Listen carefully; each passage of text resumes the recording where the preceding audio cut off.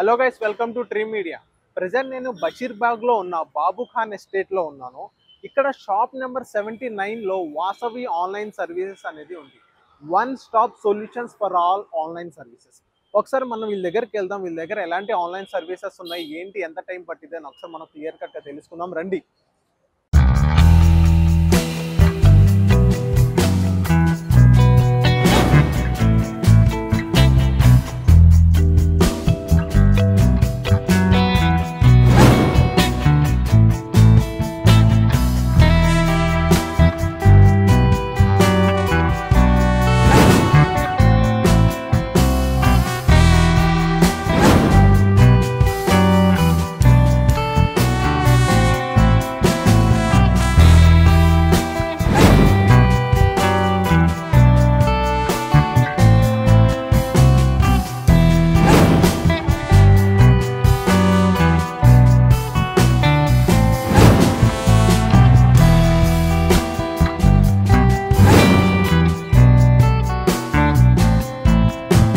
So ఇదే Vasavi online services అనమాట. ఇక్కడ ప్రొపరేటర్ చైతన్య కుమార్ గారు ఉన్నారు. వాళ్ళని అడిగి తెలుసుకుందాం ఎలాంటి సర్వీసెస్ ఉన్నాయి ఏంటి అనేది. చైతన్య కుమార్ గారు నమస్తే అండి.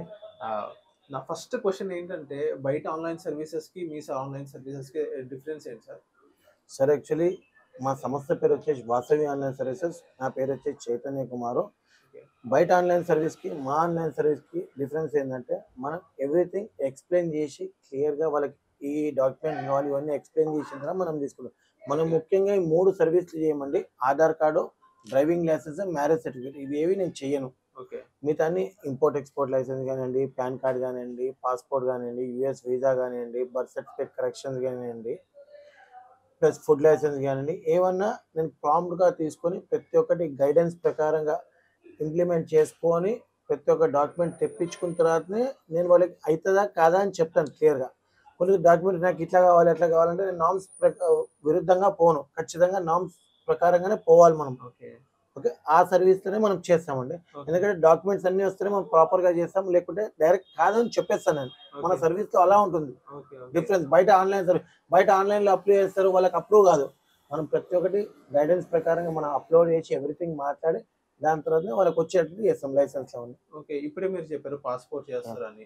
బయట చాలా మంది పాస్పోర్ట్ ఏజెంట్స్ ఉన్నారు. వాళ్ళు కాకుండా మిమ్మల్ని ఎందుకు అప్రోచ్ అవ్వాలి? ఏదైనా ప్రైస్ డిఫరెన్స్ కానీ? ప్రైస్ డిఫరెన్స్ అలా ఏముండదు సార్. యాక్చువల్లీ పాస్పోర్ట్లో మనం రెగ్యులర్గా పాస్పోర్ట్ ఏజెంట్ అంటారు, చాలా మంది ఏజెంట్స్ ఉంటారు, వాళ్ళని కూడా తప్పు కొట్టదు. కానీ ఏంటంటే ఈచ్ అండ్ ఎవ్రీథింగ్ పర్టికులర్గా మనం డాక్యుమెంట్స్ అనేవి క్లియర్గా మనం చెప్పాలి వాళ్ళకి. కొందరికి అవగాహన ఉండదు, ఏమేమి తీసుకోవాలి, వాళ్ళు ఓన్గా సబ్మిట్ చేసుకుంటారు. వాళ్ళకి మనకి ఏంటంటే వాళ్ళు ఆన్లైన్లో కూడా చేసుకుని వెళ్ళొచ్చు. కానీ అక్కడికి వెళ్ళిన తర్వాత ఇప్పుడు పాస్పోర్ట్ అనేది 45 days వెయిటింగ్ పీరియడ్ నడుస్తుంది. అక్కడికి వెళ్ళిన తర్వాత వాళ్ళకి ఏమి ఇబ్బంది అవుతుందంటే, అది ఈ డాక్యుమెంట్ తెచ్చుకోలేదు అబ్బా, మళ్ళీ 45 days తర్వాత అపాయింట్మెంట్ వస్తుంది. మనం వాళ్ళకి క్లియర్గా మనం డాక్యుమెంట్ తెప్పించుకొని ఏ డాక్యుమెంట్స్ ఉన్నాయా లేవా అని చెప్పి వాళ్ళతో క్లియర్గా మాట్లాడి, సార్ ఈ డాక్యుమెంట్ కావాలి, మీరు తత్కాలకి వెళ్తారంటే 3 డాక్యుమెంట్స్ ఉండాలి, ఖచ్చితంగా ఉండాలి, అలా అయితేనే పాస్పోర్ట్ వస్తుంది, లేకుంటే రాదని క్లియర్గా గైడెన్స్ ఇచ్చి వాళ్ళకి మనం స్లాట్ బుక్ చేస్తాం. దానికి మనం నామినల్గా ఛార్జ్ తీసుకుంటాం అంతే. దాంట్లో పాస్పోర్ట్లో రకాలు ఉంటుంది: new passport, Tatkal passport, renewal passport, passport damage అయింది ఉంటుంది. ఇప్పుడు లాస్ట్ పాస్పోర్ట్, కొందరికి లాస్ట్ అయిపోతుంది పాస్పోర్ట్, ఎక్కడ పోయిందో తెలియదు వాళ్ళకి.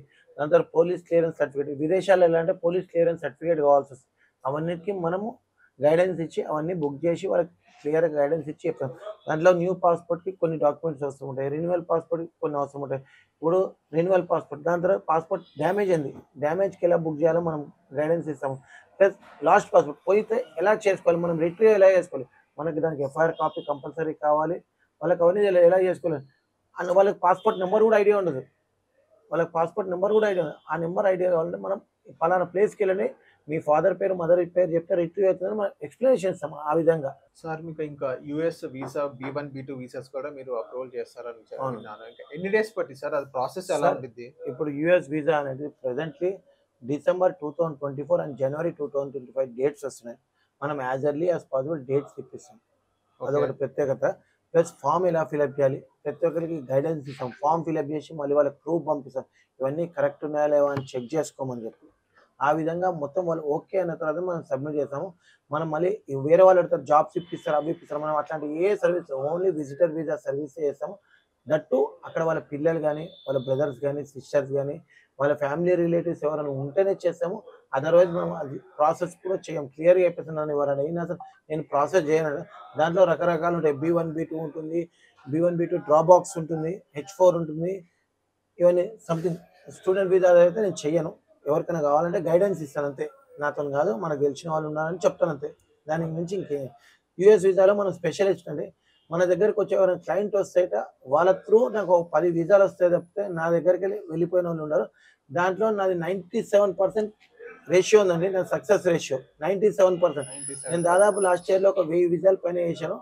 దాంట్లో 11, 12 రిజెక్ట్ అయ్యాయి. సార్ ఇంకోటి చాలా మంది బర్త్ సర్టిఫికేట్ లో చాలా కరెక్షన్స్ ఉన్నాయి. అది చెయ్యాలనేది చాలా కష్టం అవుతుంది. అది బర్త్ సర్టిఫికేట్ కరెక్షన్స్ కూడా మీరు చేస్తారా సార్? బర్త్ సర్టిఫికేట్ కరెక్షన్ కూడా మనం చేస్తామండి. దాంట్లో దాని ప్రకారంగా ఏంటంటే చైల్డ్ నేమ్ కరెక్షన్ ఉంటుంది, మదర్ నేమ్ కరెక్షన్ ఉంటుంది, ఫాదర్ నేమ్ కరెక్షన్ ఉంటుంది. ఈ మూడే బర్త్ సర్టిఫికేట్లో కరెక్షన్స్ అయ్యేటండి. కొందరు అడుగుతారు నాకు డేట్ ఆఫ్ బర్త్ చేంజ్ చేయమంటారు. ఆ డేట్ ఆఫ్ బర్త్ అనేది ఎప్పుడో లైఫ్లో చేంజ్ కాదు. ఎందుకంటే పుట్టిన డేట్ని ఎవరు చేంజ్ చేయలేరు. హాస్పిటల్ రికార్డులో ఉన్నప్పుడు అది ఎవరు చేంజ్ చేయరు. మదర్ పేరు, ఫాదర్ పేరు కానీ, చైల్డ్ నేమ్ కానీ కరెక్షన్స్ అంటే మైనర్ కరెక్షన్స్. మేజర్ కరెక్షన్స్ ఉంటే దానికి తగ్గట్టు డాక్యుమెంట్స్ ఉంటాయి. గజిట్ డాక్యుమెంట్ ఉంటుంది. అలాంటివి పెట్టి మనం ఆఫీసర్ గారితో సార్ ఇవన్నీ డాక్యుమెంట్స్ పెడితే నార్మ్స్ ప్రకారంగా పేపర్ యాడ్ ఇచ్చి అవన్నీ అఫిడవిట్ అవన్నీ చేపించి చేస్తేనే ప్రాపర్ వేలో చేస్తేనే మనకు యాక్సెప్టబుల్ అవుతుంది. లేదా అలా కొందరికి అవగాహన లేదా నేను చేసేస్తా అది అంటే తప్పులు చేసుకుంటా. తప్పులు చేయకుండా నేను రెగ్యులర్‌గా యూఎస్ వాళ్ళకు అందరికి కరెక్షన్స్ అవన్నీ చేసిస్తానండి. నా స్పెషలిస్ట్‌గా బర్త్ సర్టిఫికేట్ కరెక్షన్స్ ఉంటుందండి. సార్ ఇంకా ఫుడ్ లైసెన్స్ లో ఎన్ని టైప్స్ ఉంటాయి sir? Food sir licence food లైసెన్స్‌లో రూ. 100 చలాన్ ఉంటుంది. రూ. 2000 చలాన్ ఉంటుంది. రూ. 3000 చలాన్ ఉంటుంది. రూ. 100 చలాన్‌లో మీకు చిన్న చిన్న మన ఇడ్లీ బండి వాళ్ళు అలాంటి చిన్న చిన్న బండ్లు వాళ్ళు పెట్టుకుంటారు. రూ. 2000 చలాన్ ఏంటంటే హోల్‌సేల్, రిటైల్ డిస్ట్రిబ్యూటర్స్ వస్తాయండి. ప్లస్ రూ. 3000 చలాన్ అంటే మ్యానుఫ్యాక్చరింగ్ వాళ్ళకొస్తుంది. ఇప్పుడు మనము టర్మరిక్ పౌడర్, పసుపు, కుంకుమ ఇట్లాంటివి లేదా మిర్చి, కారం కొట్టుకోవాలంటే అది మ్యానుఫ్యాక్చరింగ్ అంటే మీ పేరుతోని బ్రాండ్ ఏసుకోవాలన్నా కూడా మ్యానుఫ్యాక్చరింగ్ వస్తుంది. ఈ రిటైల్, హోల్‌సేల్, రిటైల్ డిస్ట్రిబ్యూటర్ అంటే మనం వేరే వాళ్ళ దగ్గరికెళ్ళి కొనుక్కొనొచ్చి మనం ఎవరికైనా సప్లై చేస్తామంటే అప్పుడు మీ పేరేసుకోవచ్చు. మార్కెటెడ్ బై అని మీ పేరేసుకునేదానికి హోల్‌సేల్, రిటైల్ డిస్ట్రిబ్యూటర్ అని వస్తుంది. ఈ రూ. 100 చలాన్ అంటే మీ చిన్న బడ్డీ కొట్టు వాళ్ళు ఉంటారు కదా! ఎవరికైనా వాళ్ళకి ఇడ్లీ బండోళ్ళకి పనికొస్తుందండి అది. సార్ ఇంకోటి లేబర్ లైసెన్స్ ఎవరు తీసుకోవాలి సార్? లేబర్ లైసెన్స్ ప్రతి ఒక్క షాప్ పర్సన్ తీసుకోవాలండి. ఏ షాప్ అయినా ఉండని. షాప్ ఉన్న వాళ్ళు ప్రతి ఒక్కళ్ళు షాప్ తీసుకోవాలి. ఇప్పుడు నేను ఓనర్‌ని అనుకోండి. నా దగ్గర ఎంప్లాయీస్ ఎవరు లేరు. జీరో లేబర్ కిందకి తీసుకోవాలి. ఖచ్చితంగా జీరో లేబర్ ఉంటుంది. 1-5 లేబర్ ఉంటుంది. 6-10 లేబర్ ఉంటుంది. అంటే వాళ్ళ వాళ్ళ మెంబర్స్ దగ్గర ఆ ప్రకారంగా వాళ్ళ కంపెనీ వాళ్ళు తీసుకొని పెట్టుకోవాలి. ఏ షాప్ వాళ్ళైనా, కంపెనీ అయినా, కార్పొరేట్ కంపెనీ గాని, ఏ కంపెనీ గాని వాళ్ళ వాళ్ళ మెంబర్స్ దగ్గర తీసుకోవాలి. సార్ ప్రీమియం సొసైటీ రిజిస్ట్రేషన్ ఎందుకు తీసుకోవాలి sir? Firm and society registration అంటే ఇప్పుడు ప్రొప్రైటర్‌షిప్ తీసుకున్నంటనే మీ పాన్ మీద ఎఫెక్ట్ పడుతుందండి. ఏదన్నా సరే మీ ట్రాన్సాక్షన్ కరెంట్ అకౌంట్ ఓపెన్ చేద్దాం అనుకుంటారు. సార్ మీరు ఏదో పేరుతోని చెప్తాం అనుకుంటారు. మీ ట్రీ ట్రీ ఆర్గనైజేషన్ పేరు పెట్టుకుంటారు. ఏదో ట్రీ ప్రైవేట్ లిమిటెడ్ ఏదో సంథింగ్ పేరు. అప్పుడు ఏంటంటే మీ ఇండివిడ్యువల్ పాన్ ఉంటుంది మీకు. మీ ఇండివిడ్యువల్ పాన్ మీద ఎఫెక్ట్ పడదంటే ఇద్దరు పార్ట్నర్స్ ఉండాలి. మదర్, ఫాదర్ ఎవరైనా ఉండొచ్చు పార్ట్నర్స్‌గా. దాంతోని పెట్టుకుంటే మీకు కంపెనీ పేరు మీద పాన్ కార్డ్ వస్తుంది. అప్పుడు మీరు దాంట్లో ట్రాన్సాక్షన్ చూపించుకుంటే మళ్ళీ అది ఒక కొత్త ఐటీఆర్ కిందకి కన్సిడర్ చేస్తారు. లేకుంటే మీరు ఇప్పుడు మనం 5,00,000, 6,00,000 చూపిస్తాం ట్రాన్సాక్షన్ ఐటీఆర్‌లో. దానికి మనకి ఇబ్బంది అది. అందుకని కంపెనీ పేరు మీద తీసుకుంటే కంపెనీ పేరు మీద ఐటీ రిటర్న్ తీసుకుంటే రేపు పొద్దున మీ ఫ్యూచర్ లోన్స్ గాని ఏది గాని బావుంటుంది. Okay. Sir digital signature certificates ఇన్ని టైప్స్ ఉంటాయి. మీరేం చేస్తారు అందులో? డిజిటల్ సిగ్నేచర్ టైప్స్ 2 టైప్స్ ఉంటాయండి. ఒకటి టెండర్ బేస్ ఉంటుంది. ఒకటి ఐటీఆర్ బేస్ ఉంటుంది. ఎందుకంటే యాక్చువల్లీ కొందరు వాళ్ళకి ఓటీపీస్ కోసం అవసరం ఉంటుంది. కొందరు కంపెనీస్‌లో మేనేజింగ్ డైరెక్టర్స్ ఉంటారు. వాళ్ళకి ఇరిటేషన్ వస్తుంటాయి. ఓటీపీస్ చెప్పాలన్నా గాని వాళ్ళ కోసం ప్రత్యేకంగా ఎవరైనా ఎంప్లాయీ గాని ఎవరు గాని ఉండని వాళ్ళకి ఒక డిజిటల్ సిగ్నేచర్ ఉంటుంది. వితౌట్ వాళ్ళ పర్మిషన్ లేకుండా మనం ఆథరైజేషన్ చేసేది. ఇప్పుడు మనం ఐటీఆర్ ఫైలింగ్ చేయాలి. అస్తమానం కంపెనీ ఓనర్‌కి ఫోన్ చేయాలి. సార్ మీ ఓటీపీ చెప్పండి. వాళ్ళ డిజిటల్ సిగ్నేచర్ వాళ్ళ సీఏ దగ్గరనే ఉంటుంది. వాళ్ళు చెప్తే వాళ్ళు ఐటీఆర్ ఫైల్ చేయాలంటే ఆ డిజిటల్ సిగ్నేచర్ సార్‌ది పెడితే వాళ్ళు అప్రూవ్ చేసేసుకుంటారు ఆటోమేటిక్‌గా. ఓకే. ఇది digital purpose. For tender base గానియండి, టెండర్ బేస్‌లో ఒకటుంటుంది. ఐటీఆర్ బేస్‌కి ఒకటుంది. సార్ జీఎస్టీ రిజిస్ట్రేషన్స్ ఎలా చేస్తారు? ఎన్ని డేస్ టైం పట్టిద్ది? సార్ జీఎస్టీ రిజిస్ట్రేషన్స్ ఎలాగంటే యాక్చువల్లీ తీసుకునేటోళ్ళు ఎవరైనా సరే 20 లాక్స్ అబోవ్ బిజినెస్ చేస్తేనే జీఎస్టీ అనేది తీసుకోవాలి. లేకుంటే అవసరమే లేదు జీఎస్టీ తీసుకుంటే. దాంట్లో జీఎస్టీలో రకరకాలు ఉంటాయి. ఒకటి ఇండివిడ్యువల్ ఉంటుంది. ఒకటి ప్రొప్రైటర్‌షిప్ ఉంటుంది. ఒకటి ప్రైవేట్ లిమిటెడ్ ఉంటుంది. ఒక పార్ట్నర్‌షిప్ ఉంటుంది. ఒకటి 1% కంపెనీ అలాంటివి రకరకాలుగా ఉంటాయి మనకు జీఎస్టీలో. ఇవన్నీ ఉంటాయి. దాంట్లో మనం తీసుకునేది ఇండివిడ్యువల్ అయితేనేమో వాళ్ళ ప్రకారంగా డాక్యుమెంట్స్ సింగిల్ అప్లికెంట్ డాక్యుమెంట్స్ ఉంటాయి. పార్ట్నర్‌షిప్ అయితేనేమో partner document, partner deed, registration copy, company pan card ఇవన్నీ ఉంటాయి. ప్లస్ ప్రైవేట్ లిమిటెడ్ డాక్యుమెంట్స్ అన్నీ ఉంటాయి. ఇవన్నీ పెట్టుకొని మనం అప్లై చేస్తాము. మనం ఓన్లీ రిజిస్ట్రేషన్ వరకు చేసేస్తాము. ఇది 15 డేస్ టైం పడుతుందని స్టేట్ కానీ సెంట్రల్ కానీ వాళ్ళు అసైన్ చేస్తారు. వాళ్ళు దాని తర్వాత అప్రూవ్ చేస్తారు. వితిన్ 15 డేస్లో మనకు అప్రూవ్ అవుతుంది. అప్రూవ్ కాగానే వాళ్ళకి చెప్తాం అంతే. సార్ పిఎఫ్ ఆన్లైన్ సర్వీసెస్ మీ దగ్గర ఉన్నాయి సార్. ఎన్ని డేస్ టైం పట్టింది? చాలా మంది చాలా లాంగ్ గ్యాప్ వస్తుంది. మీ Yeah. దగ్గర ఎన్ని డేస్ టైం పట్టింది? సార్ మన దగ్గర టైమ్స్ అని ఉండదు చెప్పదు.